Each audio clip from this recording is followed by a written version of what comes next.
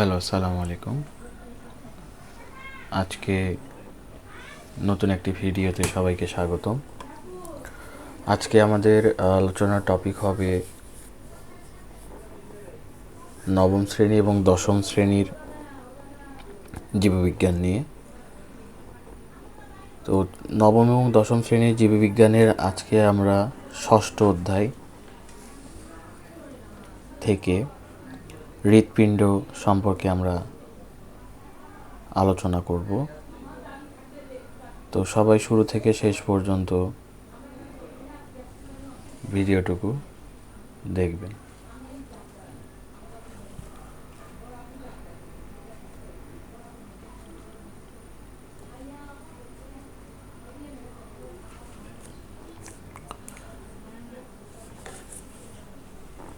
আজকে আমাদের আলোচনার টপিক হচ্ছে ষষ্ঠ অধ্যায় জীবের পরিবহন। এই অধ্যায় থেকে আমরা আজকে যেটুকু আলোচনা করব সেটি হচ্ছে হৃৎপিণ্ডের গঠন,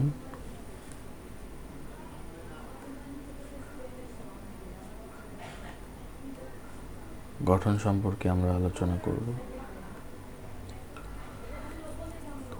তো আমাদের আজকে প্রথমেই যেটা জানতে হবে সেটা হচ্ছে এই হৃৎপিণ্ড কি। হৃৎপিণ্ডের গঠন।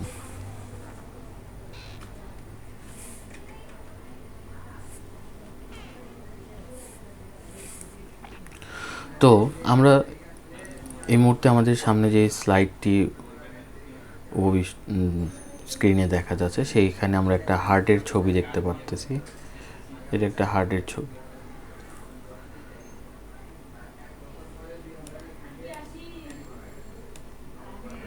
আমরা একটি হার্টের ছবি দেখতে পাচ্ছি। তো এই হার্টের শুরু করার আগে আমাদের যেটা জানতে হবে যে হার্টের গঠন। এই হার্টটি একটি কাভারিং দ্বারা আবৃত থাকে, একটা কভার। কি এটা?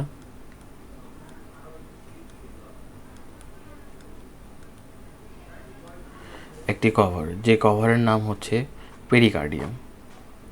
পেরিকার্ডিয়াম হচ্ছে হার্টের কাভারিং বা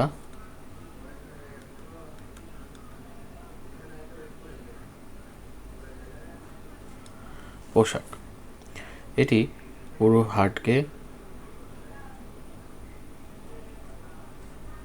কাভার করে রাখে।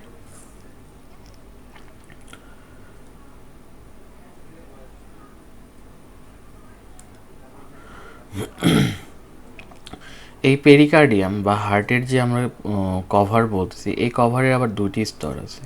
একটিকে বলা হচ্ছে সেরাস লেয়ার, আরেকটাকে বলা হয় হচ্ছে ভিসেরাল লেয়ার। সেরাস লেয়ার মানে হচ্ছে যেটা আমরা উপর থেকে বাহির থেকে যেটা দেখতে পারবো সেইটুকু অংশটাকে বলতেছি আমরা সেরাস। আর যেটা হচ্ছে ভিতরে একদম হার্টের প্রাচীরের সাথে,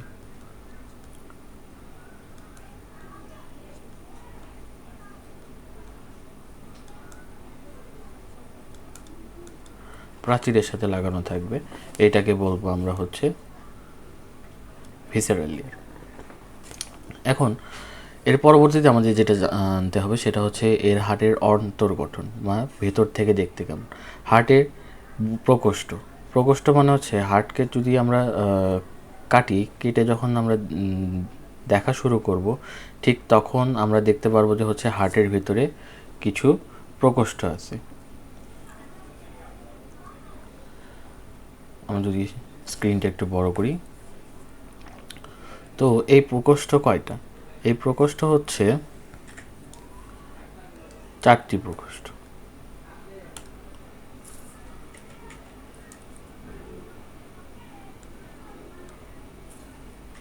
সরি,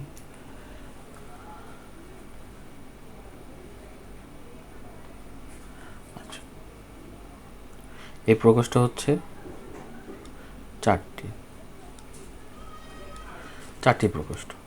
4টি প্রকোষ্ঠের মধ্যে 2টি হচ্ছে অলিন্দ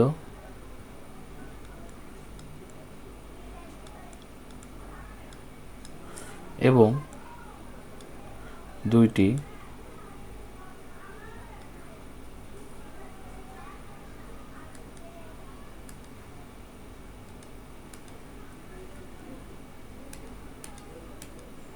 দুটি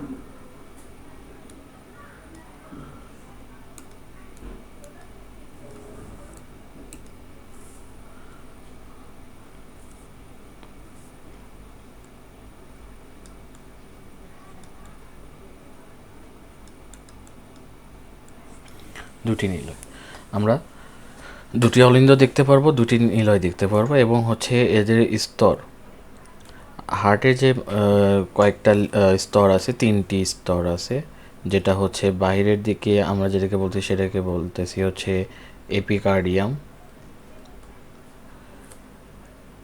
তার ভেতরেরকে বলতেছি আমরা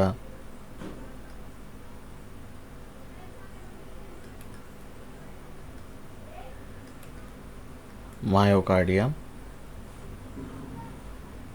এবং সর্বভিতর একদম সব থেকে ভিতরে সেটাকে বলতেছি আমরা এন্ডোকার্ডিয়াম।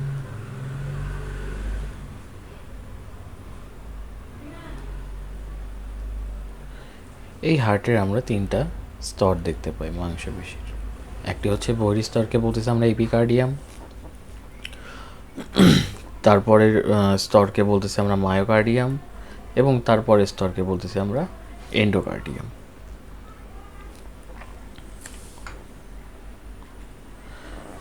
এই যে যদি আমরা পরবর্তী স্লাইডে যদি আমরা চিত্র কল্পনা করি, তাহলে এটি হচ্ছে আমাদের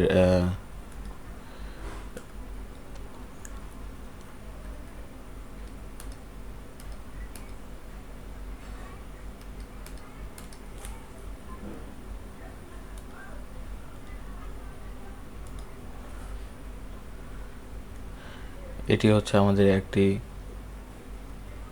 এটাকে বলতেছি আমরা ডান অলিন্দ,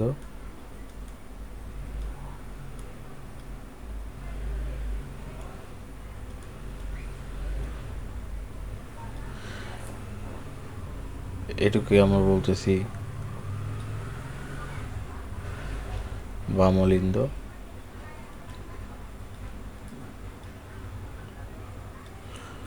এটাকে বলতেছি আমরা ডান নিলয়,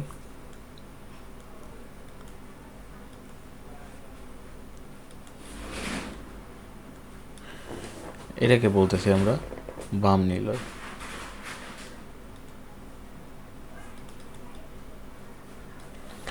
এটুকু হচ্ছে হার্টের ভিতরের যে গঠন আমরা দেখতেছি। এর ভিতরে আরও অনেক ধরনের কিছু স্ট্রাকচার দেখা যায়, সেগুলো এই তোমাদের এই নবম দশম শ্রেণীতে না জানলেও হবে। যেটা সব থেকে বেশি গুরুত্বপূর্ণ যেটা জানতে হবে সেটা হচ্ছে আমাদের হার্টের যে 4টি প্রকোষ্ঠ আছে, এই প্রকোষ্ঠ সম্পর্কে জানতে হবে। আচ্ছা, হৃৎপিণ্ডের বাহিরে আমরা এরকম কিছু নলের মতো স্ট্রাকচার দেখতে পাচ্ছি। এই স্ট্রাকচারগুলোর নাম হচ্ছে, উপরের যে নীল কালারের যে নালিকার মতো, এটাকে বলা হচ্ছে মহাশিরা।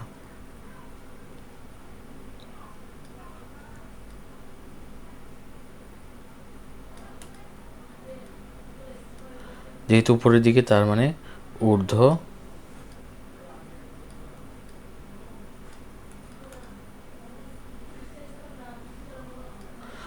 মহাশিরা। এবং আমরা নিচের এই অংশটাকে বলতেছি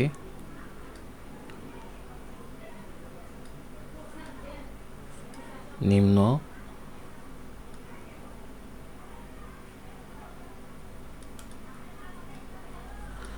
মহাশিরা। এবং এই যে লাল কালার যে নালিকাটা, একে আমরা বলতেছি অ্যাওর্টা।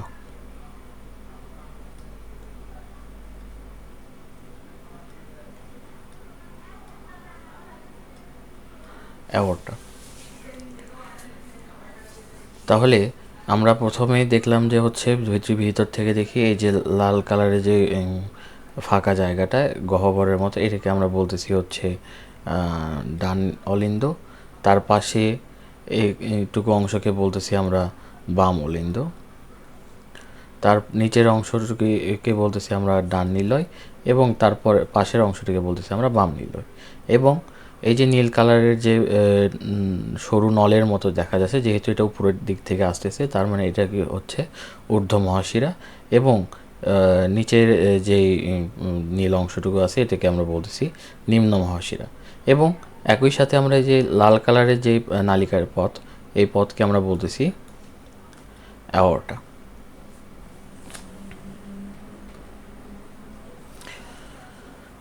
এরপরে আমরা যে টপিক যাব সেটি হচ্ছে হৃৎপিণ্ডের রক্ত সঞ্চালন। আমাদের এই যে হৃৎপিণ্ডটা, এটা হচ্ছে very much one kind of vital organ in our human body.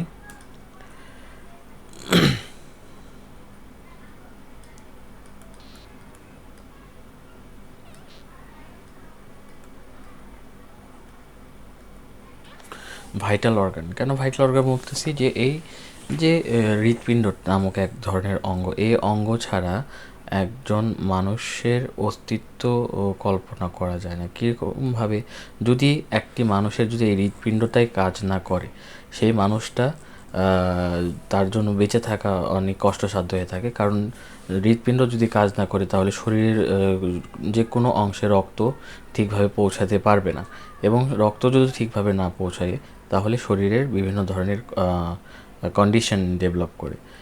তো এই রক্ত সঞ্চালনের কিছু মাধ্যম বা কিছু পথ আছে। সেটি হচ্ছে, প্রথমে রক্ত superior vena CAVA. Superior vena CAVA শব্দের অর্থ হচ্ছে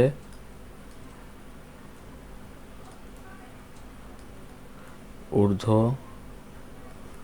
মহাশিরা।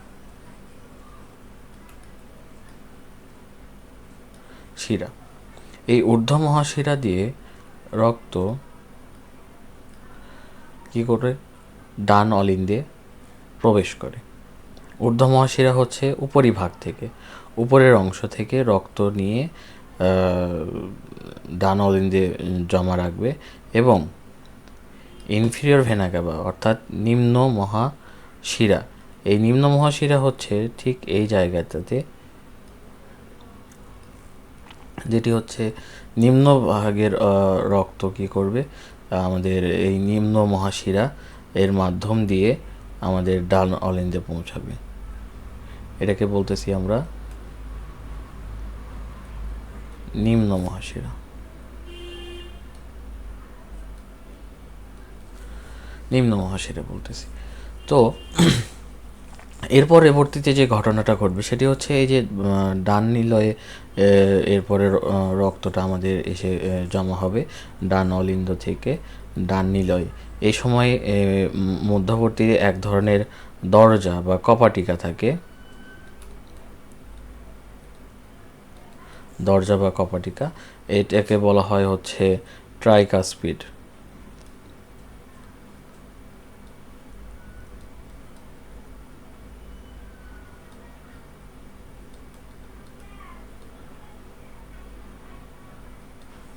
ট্রাইকাসপিড কপাটিকা, তিন কপাট বিশিষ্ট। এই কপাটিকা তখন খুলে যায় এবং অলিন্দ থেকে রক্ত ডান নিলয়ে প্রবেশ করে। এবং এখানে প্রবেশের পরে কিছুটা সময় অতিক্রমের পরে যখন তোমাদের হচ্ছে এই ডান নিলয়ের প্রাচীরদ্বয় যখন সংকুচিত হওয়া শুরু করে, যখন সংকুচিত হচ্ছে তখন সে কী করে, পালমোনারি ধমনী, অর্থাৎ এই যে এই পালমোনারি ধমনী দিয়ে কী করে রক্ত ফুসফুসে যায়।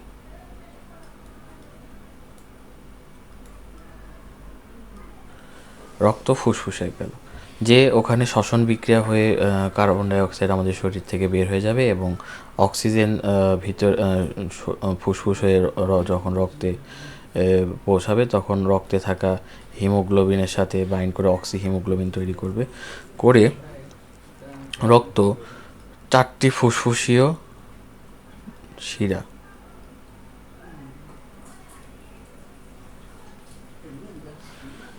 চারটি ফুসফুসীয় শিরার মাধ্যমে আমাদের এই ডান অলিন্দে বাম অলিন্দে প্রবেশ করবে।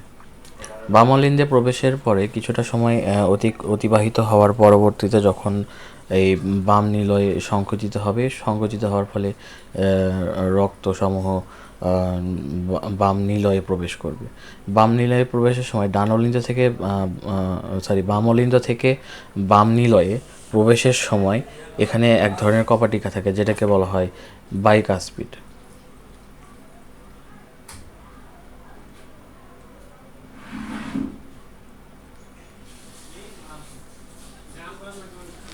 বাইকাসপিড ভাল্ব বা এটার আরেকটা নাম আছে, সেটাকে বলা হয় হচ্ছে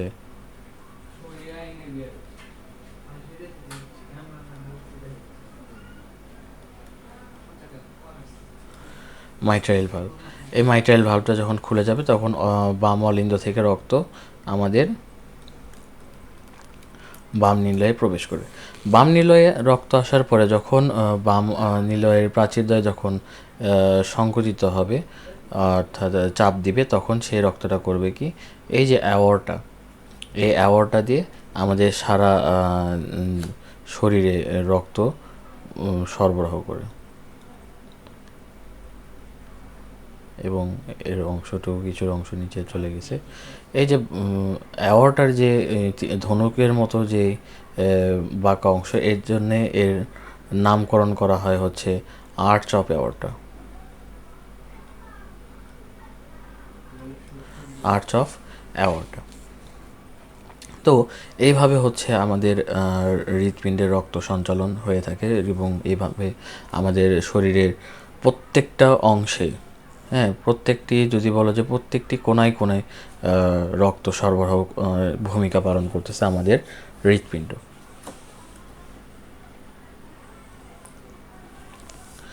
এর পরবর্তীতে আমরা যেটা আলোচনা করব সেটি হচ্ছে রক্তবাহিকা। রক্তবাহিকা হচ্ছে যেই নলের ভিতর দিয়ে হচ্ছে রক্ত পরিবহন হচ্ছে, কারণ প্রত্যেকটা জিনিস চলাচলের জন্য এক একটি পথ বা রাস্তা দরকার। সেই রাস্তা হিসেবে তাকে রক্ত চলাচলের সহযোগিতা করতেছে এই আমাদের রক্তবাহিকা। আমাদের শরীরে 3 ধরনের রক্তবাহিকা আছে। এক ধরনের হচ্ছে বলতেছি আমরা ধমনী, তারপরে হচ্ছে আরেকটিকে বলতেছি আমরা শিরা, এবং আরেকটি বাহিকাকে বলতেছি আমরা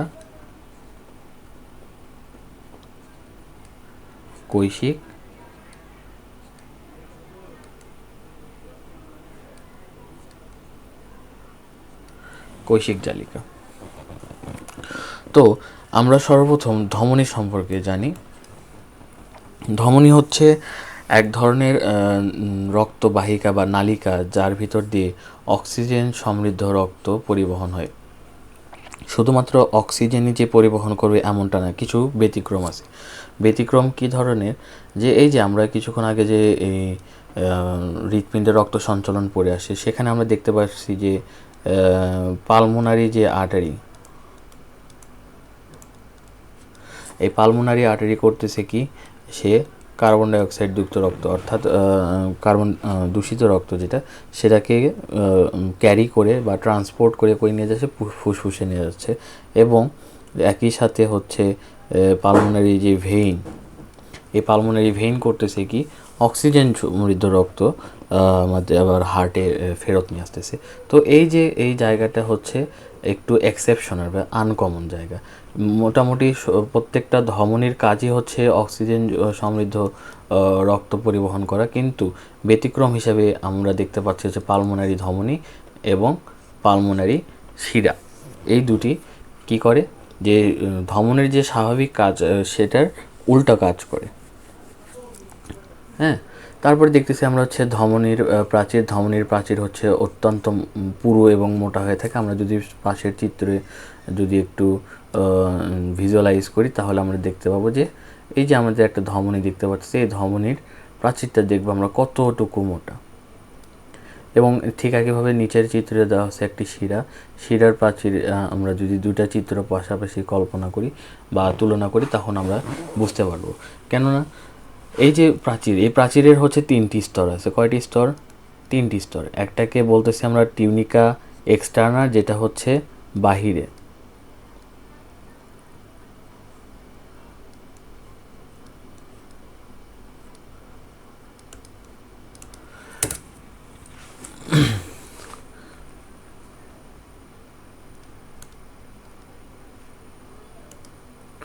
বাহিরের আবরণকে বলতেছি আমরা হচ্ছে টিউনিকা এক্সটার্না মানে হচ্ছে এই স্তরটি,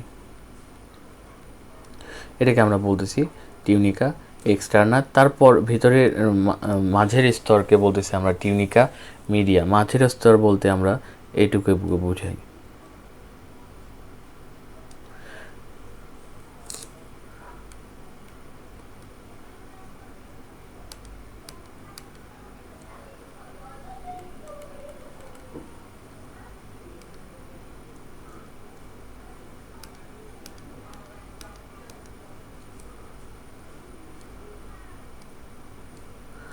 আমরা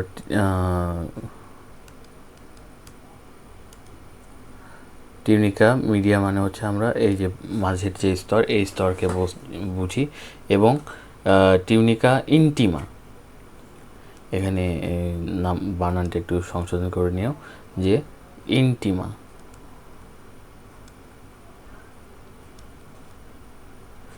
টিউনিকা ইন্টিমা। এই যে অর্থাৎ যে মাঝের যে স্তরটা আমরা দেখতে পাচ্ছি এই মাঝের স্তরকে বলতেছি আমরা টিউনিকা ইন্টিমা। ঠিক একইভাবে আমরা যদি পরবর্তী স্লাইডে দেখি সেখানে আমরা দেখতে পারতেছি হচ্ছে আমরা এখানে শিরা নিয়ে আলোচনা করা রয়েছে। এবং শিরা দেখা যায় যে হচ্ছে কার্বন ডাইঅক্সাইড সমৃদ্ধ রক্ত পরিবহনে সাহায্য করে, কিন্তু আমরা ব্যতিক্রম এর আগের যে স্লাইড সেই স্লাইডে দেখে আসছি যে হচ্ছে অক্সিজেনযুক্ত রক্ত পরিবহন করে হৃৎপিণ্ডে নিয়ে আসছে। হ্যাঁ, এবং এই যে শিরাটি হচ্ছে ধমনীর তুলনায় একটু পাতলা, যার কেননা এখানে দুটি স্তর বিদ্যমান রয়েছে। টিউনিকা বাহিরের স্তরকে বলা হচ্ছে যে টিউনিকা এক্সটার্না এবং ভেতরের স্তরকে বলা হচ্ছে টিউনিকা মিডিয়া। এখানে কোনো ধরনের কিন্তু যে আমরা যে বলতেছি টিউনিকা যে ইন্টিমা এই স্তরটি কিন্তু আমরা দেখতে পাচ্ছি না, যার কারণে আমরা বলতেছি হচ্ছে ধমনীর তুলনায় হচ্ছে শিরার পুরুত্ব কম হয়ে থাকে। আশা করি তোমরা সব কিছু ধরতে পারতেছো, বুঝতে পারতেছো। না বুঝতে পারলে অবশ্যই আমাকে জানাবা, আমি সমাধান করার চেষ্টা করবো ইনশাল্লাহ। তো এইটুকু হচ্ছে আমাদের ধমনী এবং শিরা নিয়ে আলোচনা। এরপরে যদি আমরা পরের স্লাইডে যদি আমরা চোখ রাখি তাহলে দেখতে পাচ্ছি এখানে আমাদের কৌশিক জালিকা, আমাদের রক্তবাহিকার যে আরেকটি যে ভাগ সেটাকে আমরা বলতেছি হচ্ছে যে কৌশিক জালিকা। এই কৌশিক জালিকা অত্যন্ত মানে চুলের মতো সূক্ষ্ম এক ধরনের নালিকা পথ, যেটা কি করে একটি ধমনী এবং শিরার সংযোগ স্থল থেকে উৎপন্ন হয়। অর্থাৎ একটি ধমনী যেখানে এসে শেষ হচ্ছে এবং আরেকটি শিরা যেখানে শুরু হচ্ছে তার মাঝ বরাবর যে জায়গাটি, এখানে কিছু হচ্ছে কৌশিক মানে একদম চুলের সূক্ষ্ম থেকে সূক্ষ্মতর কিছু নালিকা পথ তৈরি হয়, যেটাকে আমরা বলতেছি কৌশিক জালিকা বা ইংলিশে বলা হয় হচ্ছে ক্যাপিলারি।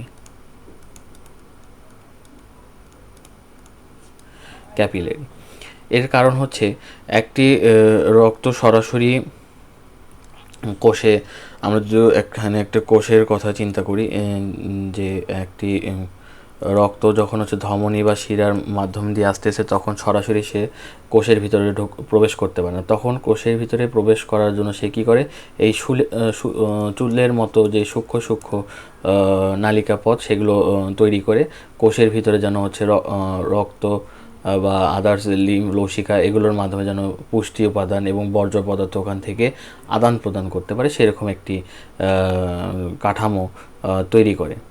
এটাকে আমরা বলতেছি ক্যাপিলারি।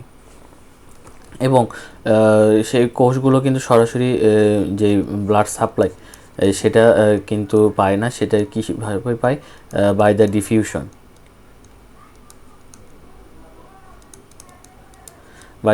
প্রসেস, ব্যাপনের মাধ্যমে কী করতেছে এই কোষের মধ্যে যে পুষ্টি উপাদান বলো, তারপর হচ্ছে কোষের যে বিভিন্ন ক্রিয়া বিক্রিয়ার ফলে যে বজ্র পদার্থগুলো উৎপন্ন হচ্ছে সেগুলো কোষ থেকে বাহিরে বের করার যে সহজতর যে মাধ্যম সেটি হচ্ছে আমাদের এই কৌশিক জালিকার মাধ্যমে।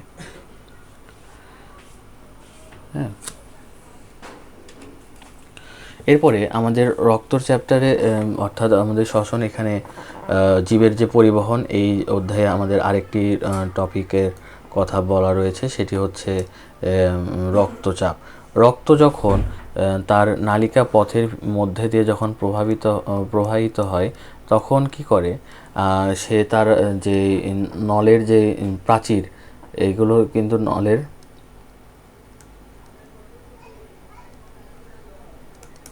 প্রাচীর, এই প্রাচীর এর গায়ে কিন্তু এক ধরনের চাপ প্রয়োগ করে, যেটাকে আমরা বলতেছি হচ্ছে রক্তচাপ। হ্যাঁ, যদি একটা নদীর কথা যদি চিন্তা করি, যে ধরে নেওয়া হচ্ছে এটা একটা নদী, যখন সে পানি প্রবাহিত হয়, তখন এই পানিটি করতেছে কি, এই পাড়ে একবার আঘাত করে সে কি করে, তার গতিপথ পরিবর্তন করে। এই যে ধাক্কা দিচ্ছে, এর সময় কিন্তু আমাদের যে নদীর পাড় ভাঙন, সেটা কিন্তু হয়ে থাকে। ঠিক একই রকমভাবে এখানে কিন্তু পাড় ভাঙতেছে না, কিন্তু তারপরেও যে এক ধরনের তরল পদার্থ যখন প্রবাহিত হচ্ছে, প্রবাহ হওয়ার সময় সে কী করতেছে, তার যে নালিকার প্রাচীর যে সেখানে কিন্তু এক ধরনের চাপ প্রয়োগ করতেছে, যেটাকে আমরা বলতেছি হচ্ছে রক্তচাপ। হ্যাঁ, এটি কিসের কারণে হতে পারে? ওই যে আমরা একটু আগে বললাম যে হচ্ছে চাপের কারণে হতে পারে, রক্ত প্রবাহিত হওয়ার সময়। এবং সেই চাপটা কেন তৈরি হচ্ছে? এই যে আমাদের যে হৃৎপিণ্ড বারবার যে সংকুচিত প্রসারিত হচ্ছে, সংকোচনকে বলা হচ্ছে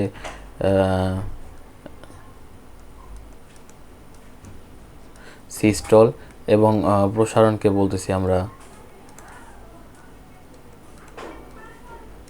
ডায়াস্টল।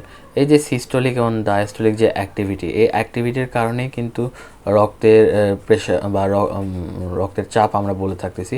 সিস্টোলের সময় এক ধরনের প্রেশার বা চাপ উৎপন্ন হয়, ডায়াস্টোলের সময় এক ধরনের চাপ উৎপন্ন হয়। যখন সংকোচন হচ্ছে, তখন রক্ত কি হচ্ছে, বের হচ্ছে, এবং যখন প্রসারণ হচ্ছে, তখন কি করতেছে, ভেতরে প্রবেশ করতেছে,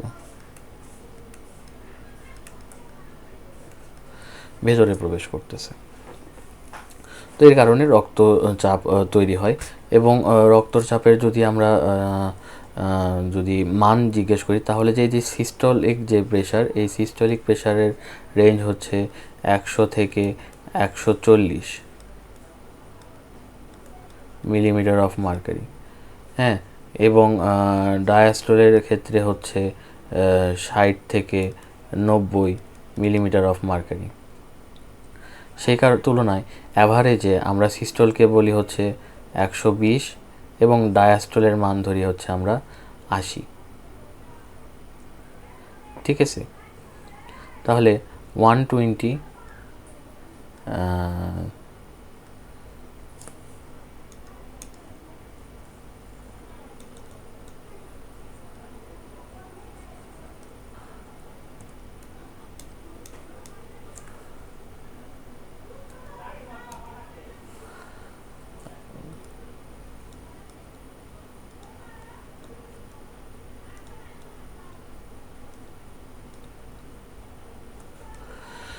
তো আমরা যখন দেখতেছি একটা আদর্শ রক্তচাপের যে মান, সেটিকে বলতেছি আমরা 120/80। এই 120/80 থেকে যদি রক্তচাপ যদি বেড়ে যায়, ইনক্রিজ করে, আমরা এই উপরের তীর চিহ্নতে বোঝাচ্ছি যে হচ্ছে যদি রক্তচাপ যদি বৃদ্ধি পায়, অর্থাৎ বেড়ে যায়, সেক্ষেত্রে আমরা এই কন্ডিশনকে বলতেছি হচ্ছে হাইপারটেনশন।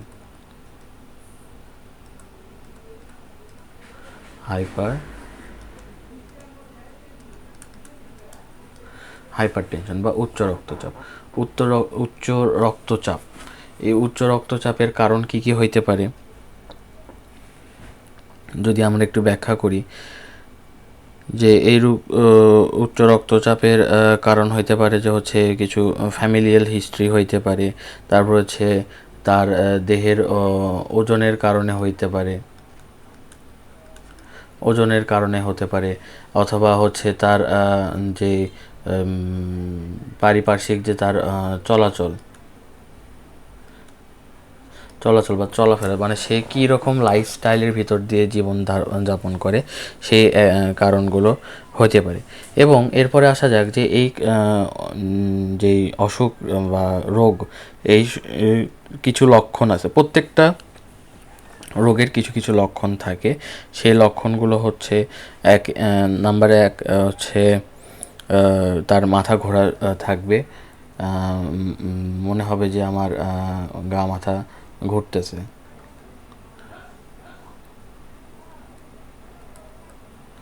মাথা ঘোরা থাকবে, তারপরে হচ্ছে তার ঘাড়ের মাংসপেশি মনে হবে একটু মানে টেনে ধরে আছে।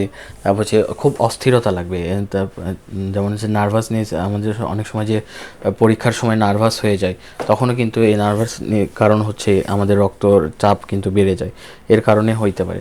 তো এগুলো লক্ষণ আমরা মাধ্যমে আমরা বুঝতে পারি যে হচ্ছে তার রক্তের চাপ কীরকম, এবং সেই সময় যদি তার রক্ত চাপ পরিমাপ করা হয়, তখন দেখা যাবে যে তার রক্তের যেই চাপের মান, সেই মানটি এই যে 120/80, এই 120/80কে অতিক্রম করতেছে। তো আমরা যখন দেখতেছি যে সে নর্মালের তুলনায় যখন তার রক্তচাপ বৃদ্ধি পাচ্ছে, তখন আমরা বলতে পারি যে এটি হচ্ছে একটি উচ্চ রক্তচাপজনিত কারণ বা এবং লক্ষণ। তো আজকে এ পর্যন্তই। সবাই ভালো থাকবেন, সুস্থ থাকবেন। আসসালামু আলাইকুম।